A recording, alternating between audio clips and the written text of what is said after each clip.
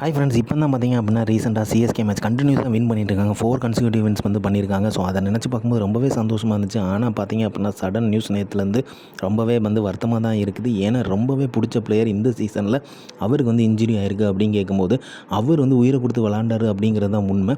அவருக்கு வந்து பார்த்தீங்க அப்படின்னா ஜெமி ஓவர்டன் ரைட் டைம் வந்து இன்ஜுரி ஆயிருக்கு அப்படிங்கிறத அஃபிஷியலாக அனௌன்ஸ் பண்ணியிருக்காங்க சென்னை சூப்பர் கிங்ஸ். இது எதிர்பார்க்காத ஒன்று தான். ஏன் பார்த்தீங்க அப்படின்னா அந்த மாதிரியான தரமான சம்பவங்கள் பல மேட்ச்சில் பண்ணியிருக்காரு ஜெமி ஓவர்டன்.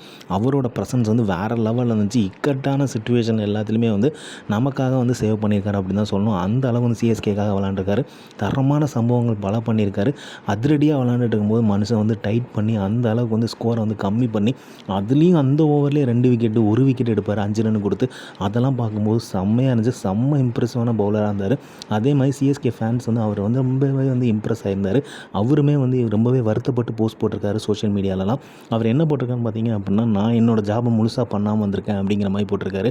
கண்டிப்பாக நீங்கள் பண்ணுவீங்க. நெக்ஸ்ட் டைம் நீங்கள் வந்து சிஎஸ்கேக்கு விளையாடும்போது ஃபுல்லாக விளாடணும்.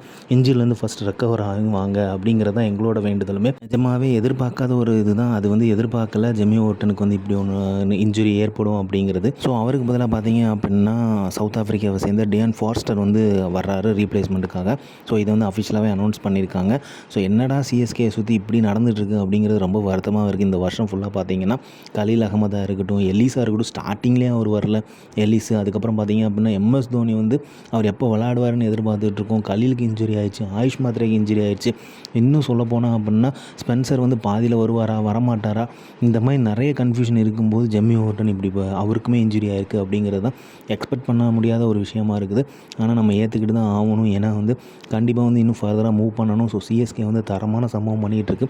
இதை கண்டினியூ பண்ணணும். வின்னிங் ஸ்ட்ரீக்கை வந்து கண்டினியூ பண்ணணும் அப்படின்னா நல்லா நம்ம ஜெம்மி ஓவர்டன் எப்படி சப்போர்ட் பண்ணாரோ அதை மாதிரி சப்போர்ட் பண்ண வேண்டிய சிச்சுவேஷனில் அவரோட ரீப்ளேஸ்மெண்ட் இருக்காரு. ஸோ ஃபாஸ்ட்டாக அதே சப்போர்ட் வந்து பண்ணி ஆகணும். ஏன்னா இந்த 3 மேட்ச்சுமே ஜெயிச்சாங்க அப்படின்னா சிஎஸ்கே கண்டிப்பாக வந்து பிளே ஆஃப் உள்ள போவாங்க அப்படிங்கிறதுல எந்த வித டவுட்டுமே கிடையாது. ஸோ அந்தளவுக்கு தரமான சம்பவம். டேபிள் எல்லாமே அப்படி கன்ஃபியூஷனில் தான் இருக்குது. யார் போவா உள்ளே வெளியே தான் இருக்குது.